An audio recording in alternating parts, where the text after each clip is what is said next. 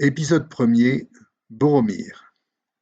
La rupture soudaine de la communauté de l'Anneau prit hélas tragique extrémité. Aragorn et les autres partirent dans les bois pour retrouver Frodon sans ménager leur voix. Après un long moment, ce fut le son d'un cor qui remplit la forêt. L'appel était si fort qu'on ne pouvait douter qu'il fût d'urgence extrême. « Boromir !» s'exclama Aragorn, pâle et blême. Il trouva son ami gisant ensanglanté. « Pippin, Merry et hélas, ils les ont emportés, » murmura-t-il tout bas. « J'en suis le responsable. De plus j'ai assailli Frodon, j'en suis coupable. » « Ne vous mortifiez pas. Connus sont vos victoires. Je les ferai entrer, ces jurés, dans l'histoire.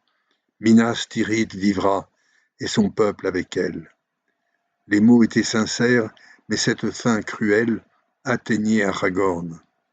Les autres arrivèrent, et tous trois discutant, il ne leur parut guère possible d'inhumer. Ils taillèrent civière pour emporter le corps sur la berge côtière. Posé sur une barque dignement habillée, entouré de trophées par les élégiers, Boromir s'éloigna, accompagné de chants, le qualifiant de brave et de beau et de grand.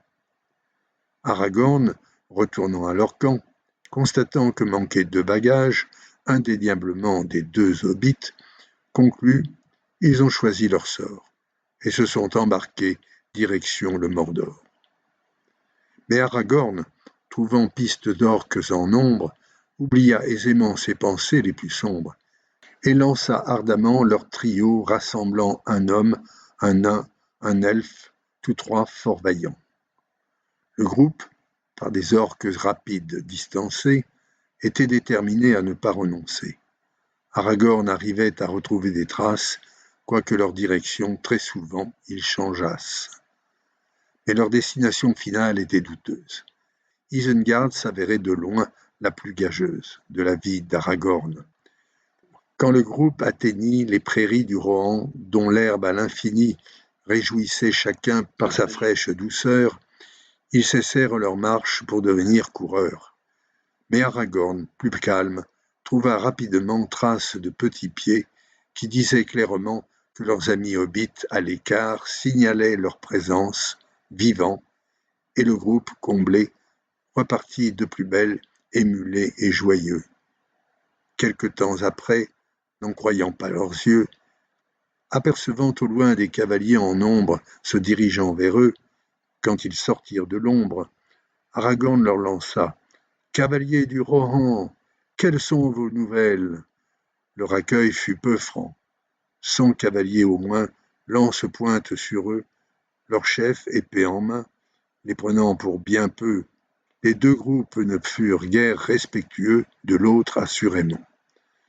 Éomer fut odieux, avec son vis-à-vis, et Gimli plus encore, qui, avec Légolas, répliqua au plus fort. Aragorn était fier, mais bien plus mesuré, ramenant les échanges à termes avérés. Éomer dit « Je suis 3e maréchal de la marche, ainsi que mon roi, un féal. » Aragorn répondit « D'Arathorn, je suis fils, d'Isildur l'héritier, et jamais je ne fuis.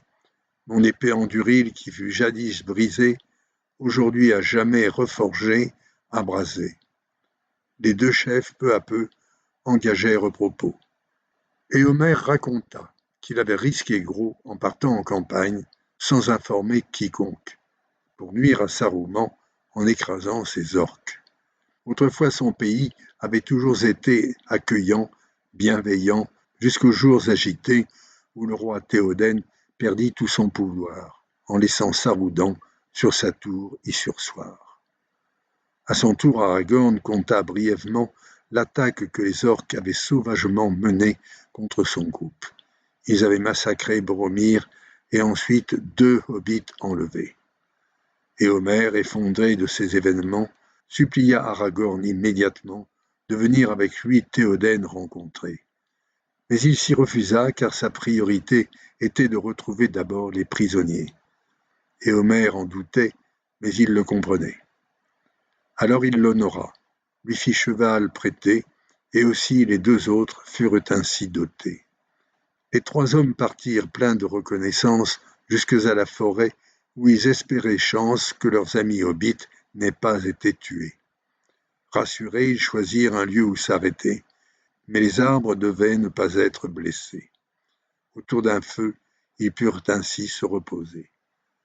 Pendant la nuit, Gimli vit un vieillard courbé, bâton, cape et chapeau. Il resta bouche bée. Les autres, réveillés, le virent un moment et se demandèrent si c'était Saruman.